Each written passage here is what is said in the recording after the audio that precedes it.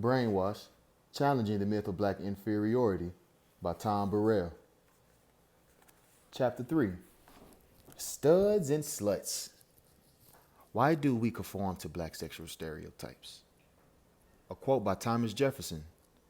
Love seems with them to be more an eager desire than a tender, delicate mixture of sentiment and sensation. By plan or by circumstance, the April 2008 edition of Vogue magazine garnered worldwide attention. It wasn't because it featured the first black man ever on its cover. No, the controversy was linked to Vogue's decision to personify the classic American stereotype. With his towering 6'8" frame, anchored by his size 16 shoes, the NBA star LeBron James, nicknamed King James, struck a familiar pose on the magazine cover, gorilla-like, baring his teeth, flexing his muscles, with one hand dribbling a ball, the other clutching the tiny, slinky waist of white, blonde supermodel Gazelle Bouchin. Header, Kong of the court. The criticism was swift and serious. Sports columnists and cultural commentators accused editors of influential fashion magazines and monkeying around the James image, invoking the centuries-old stereotype of the black savage in search of a prized white woman, to give their annual issues devoted to prize and shape a little extra thrill. Others noted that the image by famed photographer Annie Leibovitz was earlier similar to a 1933 King Kong movie poster in which the giant raging dark ape carries off a fair-skinned damsel in distress. I was just having fun with it, LeBron told reporters, dismissing the controversy. We had a few books and that was the best one we had. Everything my name is on is going to be criticized, in a good way or bad way. Who cares, honestly, at the end of the day? Who cares? We all should. Here's why. In framing King James as King Kong, Vogue, which reaches 1.2 million readers a month, perpetuated one of the most enduring stereotypes of black sexuality, the brute. He is the oversexed, menacing black man, inherently violent, destructive, and shady. He appears on MTV as the gun-wielding, music-bound rapper 50 Cent, in the film New Jack City as a vicious crime lord played as by Wesley Snipes, and thoroughly pornographically as well-endowed Mandingo stud ravaging the purity of the white woman. LeBron having fun, but little did he know he was playing with an ugly, debilitating stereotype that dates back several centuries. Supersexed. Two powerful slave-era images are still active, distorted, still damaging, and thanks to our black inferiority complex, still perpetuated by our own people. Brute. The definition of brute. It's a noun. A non-human creature, bestial animal, qualities, desire, etc. The adjective, it's an animal, not human, not characterized by intelligence or reason, irrational/savage, cruel. The source, dictionary.com. Jezebel. The definition of Jezebel. Noun, it's a noun, a woman who is regarded as evil and scheming, a wicked, shameless woman. Source, dictionary.com. Surely we all know someone who fits the mold of the black brute or the gold-digging black Jezebel. If not personally, we've seen their amplified personas via televised media marketing images, pop literature, or on the saucy music videos. As with the black family dysfunction, we are familiar with a contemporary manifestation of the studs and sluts phenomenon. Studs and sluts dynamics. Number 1. Studs on the hunt. Men who define themselves by their sexuality and sexual exploits. They are constantly on a sexual hunt with self-worth directly tied to their conquest and sexual performance. Sex is a higher priority than job advancement, fatherhood, or real relationships. They will risk all in the pursuit of the quarry. They cannot and will not get too involved with their conquest. They have an internalized brutish nature. I'm doing this for you, not with you. is their mantra.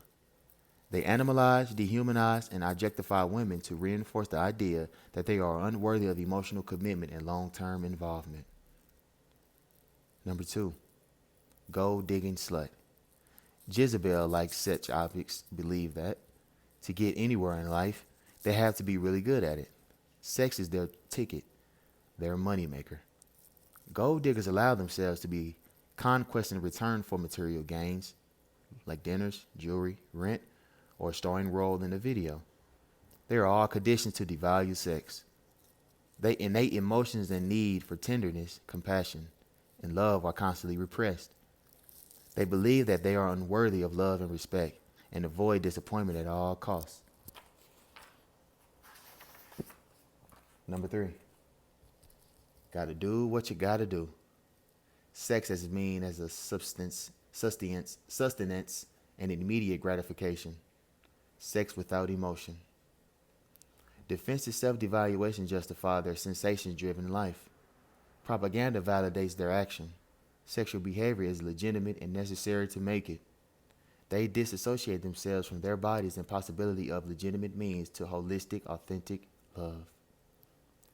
Yes, we know studs and sluts exist, but here we attempt to understand why and examine the impact these stereotypes have on a race still in need of therapy. But here we are attempts to understand why and examine the impact these stereotypes have on a race still in need of therapy. Let's decode the enduring legacy of the brute and the Jezebel. Ape by association. We believe that even among people who aren't particularly prejudiced, the association between blacks and apes is still strong, held in place, though, implicit knowledge, the result of a lifetime of conditioning, rooted in historical representation of blacks as less than human.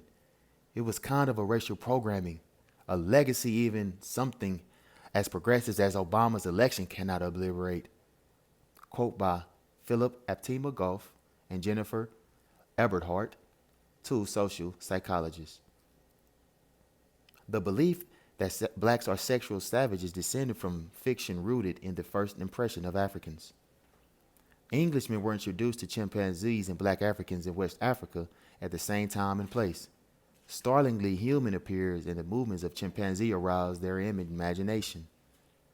According to A. Elaine Brown Crawford, as early as the mid-1500s, English explorers and traders who traveled to Africa mistook the semi-nudity of African as lewdness. They also misappropriated the cultural tradition of polygamy as uncontrollable lust. In European eyes, the warfare, diet, and other aspects of African life they encountered placed Africans among the beasts. Africa, seen as the dark continent, possessed as a natural landscape upon which lions, zebras, and other exotic wildlife flourished. Therefore, the people in this strange geography serially mirrored compassions with the beasts with which they coexisted. The grand poobah of the founding fathers, Thomas Jefferson, helped legitimize the belief that blacks are akin to apes. In his Notes of the State of Virginia, the most widely read book of the period, Jefferson argued that blacks prefer the superiority beauty of whites as uniformly as is the preference of an orangutan for the black woman over those of his own species. Size matter. On the South Side, all the white men and white women would come to the clubs to try to get black women and black men. It was a mixture in those days. The penis stings were so damn powerful that white women were not frightened. They come and drive to your neighborhood coming to look for it. They ask you, "Do you have a big one?" A quote by Ron. Ron, a 74-year-old artist, and I were born in the same era, about 73 years after black slaves were emancipated. It was a time when we still navigated in the dark eddies of harsh racial undercurrents. Love and interracial relationships were still deadly taboo, especially between black males and white females. White men, however, could use black women for sexual gratification without social condemnation. These men inherited a system designed to keep them advantaged and empowered. Those cunning 17th century colonial leaders managed to establish a code of behavior that gave white men the best of both worlds: unfettered access to black women while barricading black men from white women. The colonial fathers understood that slave owners were, and first and foremost, men. Rape, at its core, is a power trip, a means to exert control. The institution of slavery provided ample opportunity for white slaveholders to unleash their puritanically repressed sexual urges on female slaves who were powerless to reject their advances. Thomas Jefferson provided a moral escape clause that allowed lascivious Christian slavers to sexually subjugate black women. Jefferson helped extinguish religious guilt by animalizing slaves, defining them as unfeeling, unemotional beasts. They are more adorned after their female, but love seems with them to be more of an eager desire than our tender, delicate mixture of sentiment and sensation. Their existence appears to be participate more of sensation than reflection. An animal whose body is at rest and whose does not reflect. The slaveholder's carnal, beastly behavior was also legitimized with propaganda so effective that blacks, slave and free, absorbed its messages and throughout the centuries acted out as propagandized stereotypes. Jefferson's obsession with black sexuality overlapped with white scientists' fixation with African penises, specimens of which were collected and studied. In The N-Word, Who Can Say It, Who Shouldn't, and Why, Arthur Jabori Asim quotes British niggerologist Charles White, who, in his 1799 anatomy studies, gushed that the penis of the African is larger that of the European has been shown in every anatomical school in London. Preparations of them that are perverse in most anatomical museums, and I have one in mind. LeBron, as the modern day rendition of the brutish ape-like menace, preying on a fair-skinned maid, does indeed matter, especially in a society still fixated on wrapped racial images. However, the brute is but one half of a destructive, diabolical duo. His counterpart in the marketing of black inferiority is the Jezebel. Skank, but any other name. I ain't never had to play a fair to ride a steamboat, neither. I was a good-looking yellow gal in them days and ride free wherever I wanted to go. A quote by Aunt Charity Anderson, a former slave. Singers Justin Timberlake and Ciara are talented young artists. Like LeBron and the Entertainers would probably consider their music video, Love, Sex, Magic, just a bit of youthful, erotic fun. No big deal, right? Wrong again. In the video, Ciara plays a sexual tease, gyrating, crawling on all fours, pole dancing, rubbing her booty against the white singer and licking his face, while he sits on a chair in the king-like position. In the opening sequence, Timberlake actually pulls the dog chain attached to Ciara's neck. Throughout the video, he repeatedly slaps the seductress' butt while she works her sex and magic. Timberlake seems to be the prototypical Neo Massa. While performing a musical number during the Super Bowl 43, Super Bowl 35, Super Bowl 38 halftime show in 2004, the singer ripped off a part of Janet Jackson's wardrobe, exposing her bare breasts to millions around the globe. The controversial stunt was timed to coincide with the last line of Timberlake's song's Rock Your Body. I'm going to have you naked by the end of this song. Rock your body. I'm going to have you naked by the end of this song. The 21st century Jezebel, as a butt-jiggling, thong-tossing, pole-slinging gold digger, is nearly as ubiquitous as the UL symbol on all these electric. She's the lustful black woman with an insatiable sexual appetite who uses her body for money, vengeance, or power. She was Lisa Ray, the college student turned stripper, diamond in Players Club. The gyrating rear in almost all the hip-hop videos and the booty call centerfolds tucked within the page of King and other magazines targeting black readers. Indeed, no music video seemed complete without a Jezebel. She is the flesh and blood accessory akin to the flashy cars and iced-out jewelry worn by the rappers for whom she bumps and grinds. As Deborah Cray White comments in Aren't I a Woman? Female slaves in the plantation South. One of the most prevalent images of black women in antebellum America was a person governed almost entirely by her libido, a Jezebel character. In every way, Jezebel was a counter image of mid 19th century ideal of the Victorian lady. She did not lead men and children to God. Pity was foreign to her. She saw no advantages in purity. Indeed, domestic jealousy piled into the importance before matters of the flesh. Perpetuating the whole persona. I know this to be true. If you can do certain sexual things better than another person, you tend to get treated better. You get more out of that person. Money, their time, their attention. I loved how through practice and I learned how through practice and by watching a whole lot of movies. A quote by Layla. The Jezebel stereotype was used to excuse rape and justify the slave owner's carnal desires. After all, how could it be rape if the victim is properly designed for seedy sexual indulgence? During the first half of the 20th century, the myth manifested itself in the form of everyday objects. From postcards to novelty items, today the depiction of black women as Jezebel-like horror continues. Thanks in a large part of the best-selling black female rappers who probably have no clue that they're playing myth personified roles. That particular idea isn't mine. It was written by the author Lori A. Tribbitt Williams in her book, Talking Loud, Saying Nothing. Lil' Kim and Foxy Brown are caricatures of the African American womanhood. Trina, Lil' Kim, and Foxy Brown are just a few of the black female rappers who risen to the top of the charts by flaunting their sexuality under the guise of women empowerment.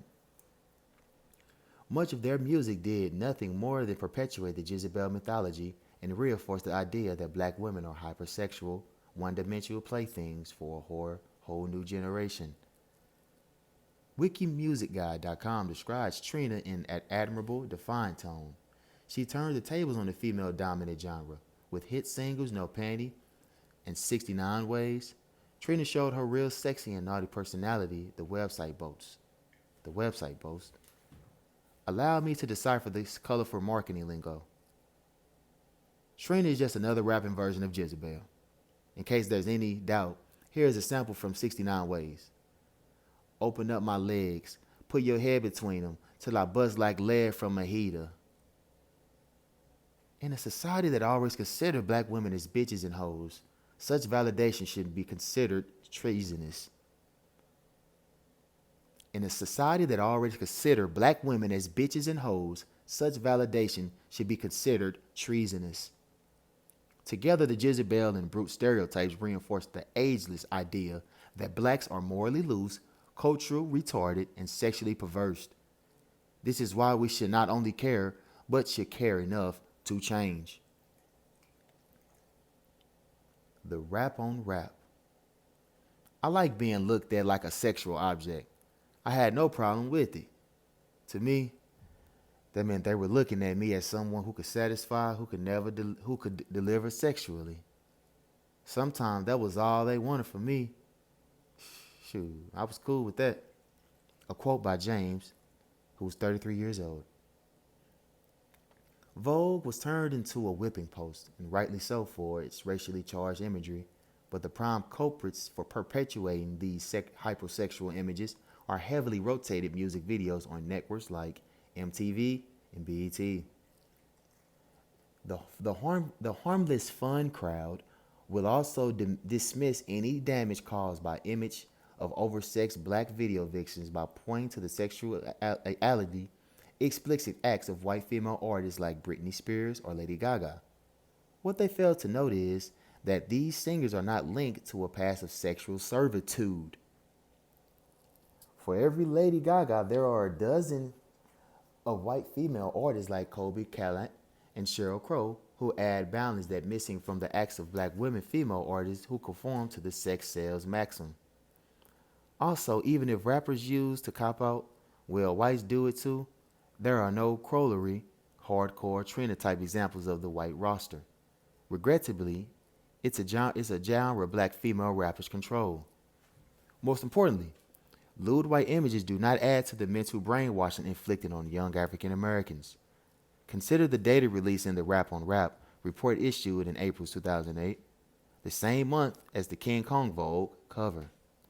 The Parents Television Council, in partnership with the Enough is Enough campaign, analyzed a total of 3 weeks of content found on BET's Rap City and 106 in Park and MTV Sucker Free when it came to sex. The report released shocking findings, including 1. 746 sexual, explicit scenes or lyrical references for an average of 27 instances per hour. 2.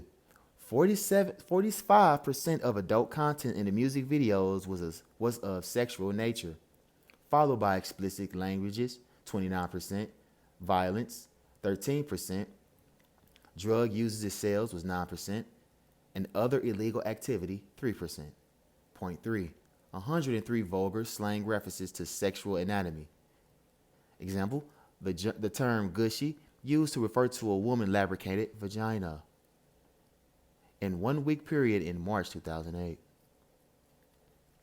What the report didn't quantify was the vast majority of images occupying the music of young, bleached out brutes and jiggling Jezebels. Among the most played videos, for example, was the trap stars like Get It Big from their debut from the Hood Depot album. Surrounded by midriff bearing seductrix, the flesh-obsessed rap trio commands. Vibrate your body, make a player wanna cut, slang for half sex. Get It Big, however, pales in comparison to the borderline pornographic music videos, including Pussy Poppin' by Ludacris, Wobble Wobble by the 504 Boys, or the infamous Tip Drill video by Nelly, in which the St. Louis rapper swipes a credit card through an ample butt cheek of a bikini-clad video vixen, White Chocolate. As for the butt swiping incident, Nelly, like LeBron, sidestepped the seriousness of his actions. In an interview with the FHM magazine, the rapper defended his brute-like behavior by equating it to a Hollywood Jezebel exquisite performance. Halle Berry can go on the film and get the dog shit freaked out of her, and she wins an Oscar. Nelly said, referring to Berry's role in Monsters Ball. I swipe a credit card down the crack of a girl's butt, and I'm demoralizing women. Nelly, who has a teenage daughter, doesn't seem to recognize his despicable role as a demoralizer of black women for the next generation. Consider the entrepreneur's clothing line, Apple Bottoms, which we all know is an euphemism for a woman's perfect round ass. Nelly has found success marketing his jean and other products to black consumers. Fair enough, I'm assuming they are old enough to make their own clothing decision. But for what reason does Nelly market Trill Bubble shorts for toddlers, this too with the Apple Bottom logo emblazoned across the butt? The straight answer, brainwashing. Perhaps we can take some comfort in the results from the Black Youth Project of the University of Chicago. In that study, 72% of black youth ages 15 to 25 agreed with the statement, rap music video contains too much references to sex. When broken down by groups, 66% of the young black women and 57% of the young black men surveyed also agreed with the following statement. Rap music videos portray black women in a bad and offensive ways. However, the effects of brainwashing were evident in the 44% of young black men surveyed who disagreed with the statement. Rap music videos portray black men in a bad and offensive ways. One interview answered the question this way: when you're framed as being cool for being a player, steady getting money, sex, and power, what is there to disagree with? As evidence in the responses of the young man and Nelly's, it's obvious that the mental conditioning of so many of our unfortunate brethren does indeed run deep. When I was coming up, the media messaging told me that black men were overly sexually. I was glad that I had sexual prowess and that I could please women, because otherwise I would have felt like I didn't live up to what I was supposed to be. A quote by James. Bamboozled by our own. Though the hypersexual images of black men and women were created centuries ago, studies have shown that once images are established, they could change very slowly, if at all. They became a part of the cultural collective, the DNA of newer, even viler images. These stereotypes are internalized in society and therefore become ideals for certain groups. Thus, even the media designed specifically by blacks certain images that maintain some of the characteristics of these stereotypes, notes scholar Christina N. Baker in her writings about the portrayal of sexuality in advancements. In our state of mental confusion, we tolerate and laugh as some black artists paint whole generations of black women with broad Jezebelian strokes. Take an example. Take, for example, this banter from the 2008 Tyler Perry movie Meet the Browns, now as a TBS sitcom. In the following scene, a family finds out that their late father, Pop Brown, a respected deacon, actually lived an earlier life as a pimp. This news, which surfaced due to Pop's estranged adult daughter, raises questions about his female friends from the family childhood. Only L.B. Brown, an older son, can answer these questions. Family member says, "Remember Sweet Sadie? L.B. She was a hoe. She was one of his hoes." The family member, "What about Agnes with the freckles?" L.B. "Freckle face hoe." Family member, "What about Shirley, the one who used to make cupcakes?" "City hoe." What about our mother?" "Nasty hoe." Yes, we black people pull the trigger for our own image assassinations.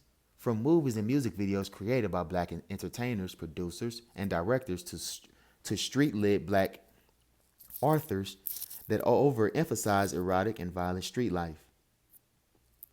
The latter, interestingly enough, is a $300 million a year business built on titles like Nasty Girls by Eric S. Gray, Bitch by Deja King, and Thugalicious by Noor. They are literally flying off the shelves into the hands of African American women and men ranging in the ages from 15 to 90, according to Black Issues book review. Sadly, too many of us have become the new perpetrators of the brainwashed myth of brutality. After emancipation, pro-slavery advocates argued that slavery was still needed to control black creatures, otherwise they would revert to their savage, brutish state. This belief was central to the ideology of racism that flooded the South after 1890. Historian George M.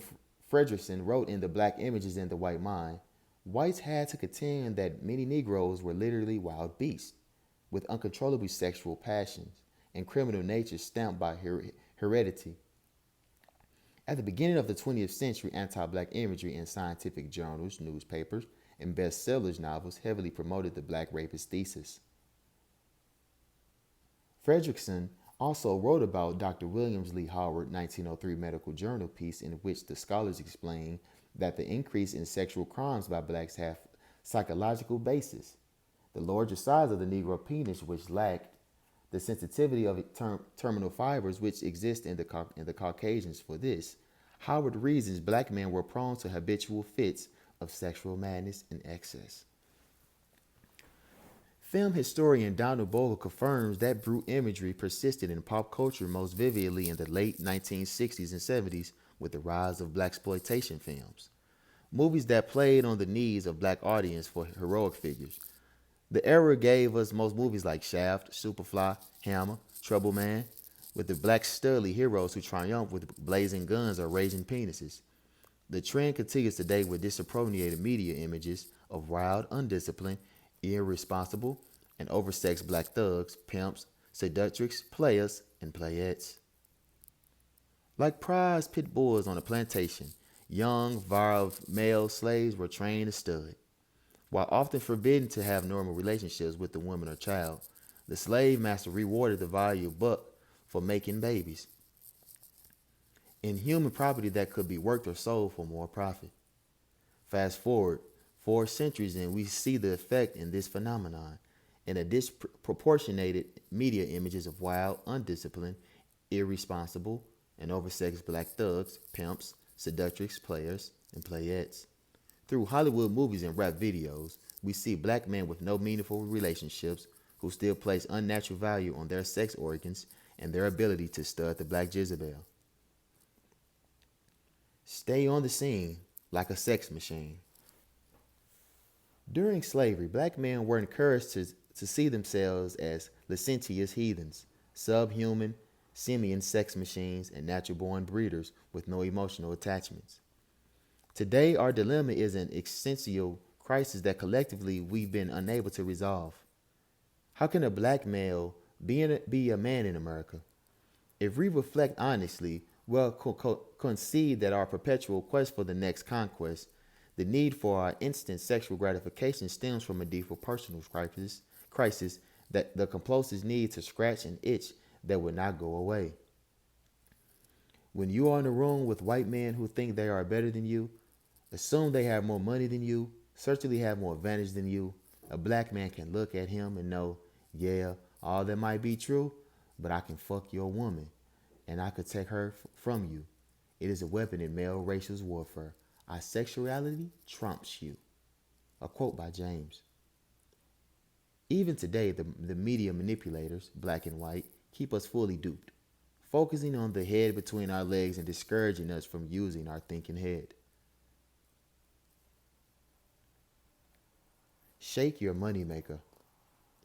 Serious self-analysis is not a male-only exercise. Black women must also expose the demons that allow them to tolerate and reinforce the Jezebel image. Perhaps the Jezebel persona will be rejected quicker if more women scrutinize that destructive and demeaning role and incarnations from a historical perspective. She was the negress that German botanist and physician Johann David Schoep described during his travels to the colonies in the early 1780s, who was honored to bring a mulatto into this world. The black woman in 1915 was Lydia Brown, the promiscuous mulatto mistress in the racist film The Birth of a Nation, who used her feminine wiles to seduce powerful, well-meaning white men. Later, during the blaxploitation period, Jezebel was reincarnated as the militant, more independent but still foxy and hypersexualized woman who bare her butt and breast while solving mysteries and fighting for justice. On television sitcoms like Friends, where black men were rarities, both Joey, Matt LeBlanc, and Ross, David Schwimmer, woo and win the affection of Charlie, Aisha Tyler, a black paleontologist. Ironically, in one of the episodes of Friends, Full Buffet Lisa Kudrow confessed a sexual attraction to a black man. In fact, with her pal Rachel Green, Jennifer Aniston, is in search of an unattached sexual encounter. Full arrives at her apartment offering to share her lover. The fact that the lover was really just a man-sized cardboard cutout was funny. The character, however, was revealing. The life-size cutout was boxer Evander Holyfield, a brute. Blood-sucking and sluts and thugs. The Sluts and Studs theme was written to the plot of True Blood, the HBO hit series about vampires and humans coexisting in a small Louisiana town. Pretty and witty Tara Thornton, Ruthie Wesley, has trouble keeping a steady job. Stereotypically angry, sassy, and confrontational, she is known for her sharp tongue. She has an unrequited crush on Jason Stackhouse, Ryan Quatten, the sculpted white, not too bright town gigolo. After fast talking her into some bartending job at the bar Merletos, Tara propositions the white boss Sam Merlot. What starts out as a night of no strings attached, legs up in the air, high sex turns into a in the back of the office wherever else series graphic just because encounters. Of course, in a town where vampires and humans mingle, one would expect some pathological behavior. But Tara, who's ironically named after the slave plantation in Margaret Mitchell 1936 novel Gone with the Wind, and the other major black characters in the True Blood are largely early American black stereotypes. For example, Nelson Ellis plays Tara's cousin, Lafayette Reynolds. He is not only Merlot's short order cook, but also the town resident drug dealer, violent prostitute, and Three Snaps, oh so gay, white man chasing host his own homosexual pay-per-view website. Then there's Terrell Mother, Lady Mae Thornton, Adina Porter, former child abuser, habitual mean drunk, and Jesus freak convinced she possessed by a demon. In one episode, while attempting to arrange a bank loan, Lady Mae sits on the lap of a white loan officer to demonstrate why her landlord doesn't mind when she falls a little behind on her rent. In the world of equals, there is nothing sinister about interracial relationships. However, in a society where black women have been branded as devoid of healthy black relationships as lewd, manipulating vixens, and as the white man's sexual conquest, these repeated messages and images slip into the seedy category of subtle propaganda. Sex, I started very early. I know most that what I was looking for, the love I did not receive from my father, the guys I chose, I thought they were good-hearted people, but you couldn't trust them. They were like my father, the male chauvinist bad boys. They didn't stay around either. They they get what they wanted and then disappear until they wanted it again. Yeah, I became a booty call. A quote by Layla. Sick and tired of being sick and tired. I wager that producers of this material actually believed it doesn't matter. Remember, complicit with the BL campaign is the dual component that reinforced white superiority. Without effort, many whites subconsciously perpetuate roles assigned to blacks in colonial times. It's part of the human DNA to push the limits. Today's advertising industry says, if you don't stop us, we'll place erectile dysfunction and male enhancement ads on TV during family hour. The pharmaceutical industries will put products on the market that will kill people in case of death. Consult your doctor. If regulatory agencies don't say stop. If entertainers, especially those escaping poverty, get an opportunity to make it in an industry that promotes destruction that will exploit the rules of the game, for we all know Trina might be a virgin, but she's going to sell the hell out of the slutty golden showers, shit in your face, shit until enough of us say stop. At one point during the 2009 BET Awards show in Los Angeles, anyone, should have stood up and shouted, "Hold up, these are our little girls." During the show, raps artists Lil Wayne and Drake took the stage to sing the sanitized version of Wayne's songs, "Every Girl," a little ditty in which Wayne, in his words, wishes to fuck every girl in the world. Accompanying the rappers on the stage were young girls who appeared to be 15 years old or under. Social entrepreneur, writer, and editor April R. Silver blogged about her reaction to the routine at theclutchmoguling.com. "I was hoping that a hunch-over stage manager would bust through from the back of the stage to scoop up the children, rescuing them from harm's way, from being associated with this song. But instead, what those girls witnessed from the stage was hundreds of adults, mostly black people, staring back at them, co-signing their performance. Even if Lil Wayne presented it the clean edit of his song, and even if reportedly one of the preteen girls on the stage was Wayne's own daughter, the rapper and BET set the stage for child pornography," as Silver argued in her essay. "Last night, we were reminded that there are a few safe spaces for our little girls to be children, that some of us are willing to trade their innocence for a good head nod." I support the proactive approach Silver described, which include boycotts, national letter writing campaigns, and other activities designed to shame and or pressure. Silver wrote to persuade BET to improve its programming. Citing Proverbs, Silver conceded that there will always be a fool amongst us. However, she adds, there are also wise ones, a small group of people concerned about the long-term health and well-being of the community. Ultimately, a successful anti-BI complex strategy will serve those affected by both black inferiority and white superiority. However, we must create enough wise ones armed to say we had enough with the studs and slutch imagery.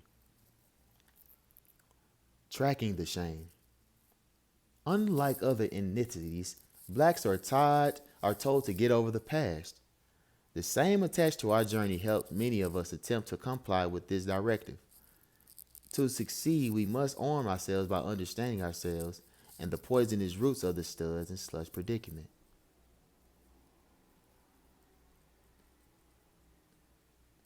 Studs and sluts connecting the dots diagram. The contemporary manifestation side, and the historical root side. Contemporary side, the studs on the hunt. Black men as sexual exploiters, conditioned studs with an internalized brutish nature, animalized, dehumanizes, objectifies, and and view women as object unworthy of long-term commitment. On the historical root side, black male slaves were brainwashed to see themselves as studs. They were rarely allowed to form relationships they could control. This created an ambivalent love-hate relationship between black men and women. The gold digging slut, the Jezebel like the contemporary manifestation, gold digging slut, Jezebel like sexual object, allows herself to be the conquest in return for material goods, devalues the importance of sex and suppresses her needs for tenderness and compassion. She is unworthy of love and avoids disappointment. Historical root side. The black female slave was always treated as a sexual object, told that all she had to offer was her body. She had no control over who raped her or exploited her. She couldn't afford to connect her sexuality with her emotions. The contemporary manifestation side. Point 3. Supersized studs and sluts. Supersexual objects, every other human quality stripped away. Supersized studs and sluts identify and promote familiar sexual stereotypes. Historical root side. Slaves learned that sex was an effective bargaining tool, and good breeding earned the master's praise.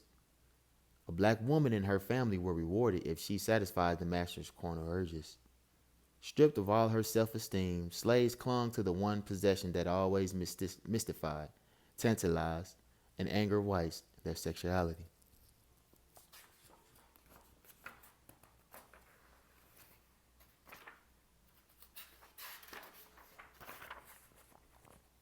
Point 4, on the contemporary manifestation side.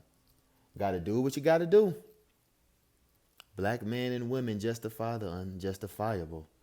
They employ defensive devaluation to justify sensation-driven, dehumanized lives as sexual objects. Selling sex and hypersexualized behavior is legitimate and necessary to make it. The historical root side. Sexual subjugation forced black men and women to use their power of their sexuality.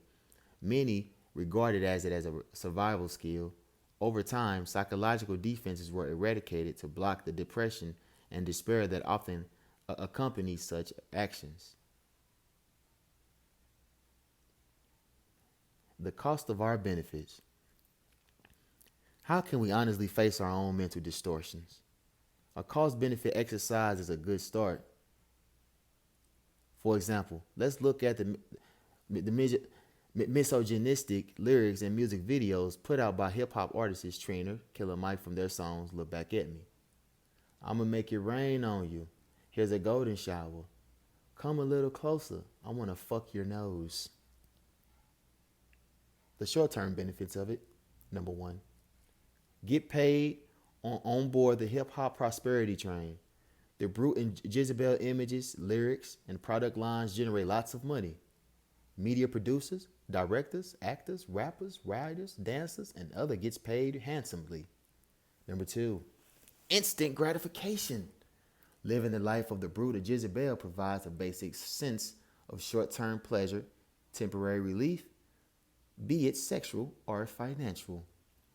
The long-term cost. Number 1, fuels a legacy of sexual brainwashing today and tomorrow. 2, keeps blacks in the hedonistic mode, reinforced inferior status.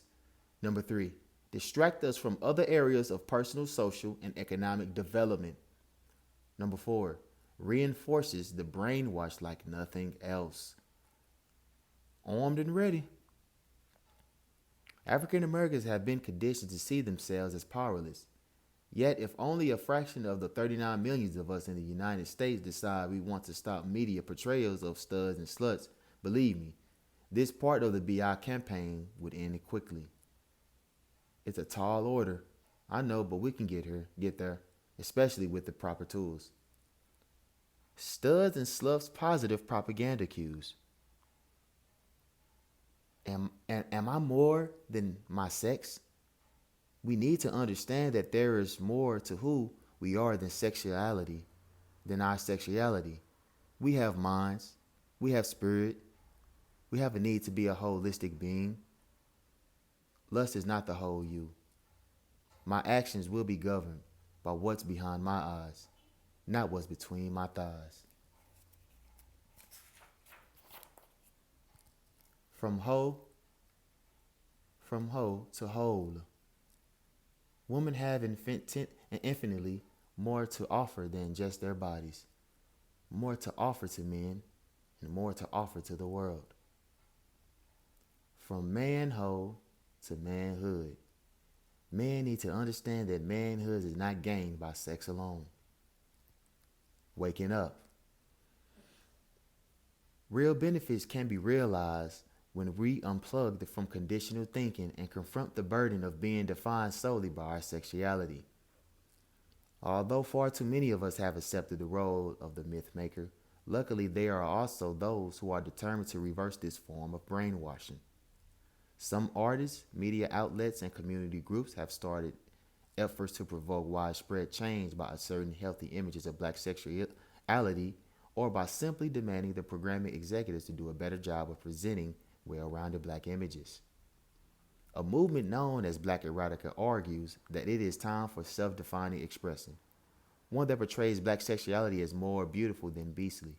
From Brown Sugar, the distasteful written stories collected by Curl Taylor, to the groundbreaking anthology Erotic Hair, Black Erotica edit by Miriam DeCosta Willis, Reginald Martin and Roseanne B. P. Bell, to the intimate color nudes of women by renowned photographer Mark Baptiste. Black culture is realizing, perhaps hundreds of years or so too late, that we are human first, that we have impulses and feelings and desires to examine and admire and touch and photograph and paint and write about the human body and human sexuality, Arthur Gill Nelson told the New York Times. We are finally dealing ourselves into this kind of dialogue. In a 2001 interview with ABC News for his film about boxer Muhammad Ali, former rapper turned superstar Will Smith talked honestly about the black male image. Tons of women would love to have sex with me. I hate the image of black men as promiscuous and unable to control themselves sexually. I don't like that image. The most consistent retort from television and media producers when responding to charges that there are few television programs or mainstream movies that portray blacks as well-rounded couples in loving relationships, well, there is no support. It is time for reprogrammed thinkers to deflate this argument. We must compel ourselves to support alternatives, more holistic black images in Hollywood, in rap videos, and in consumer market messages.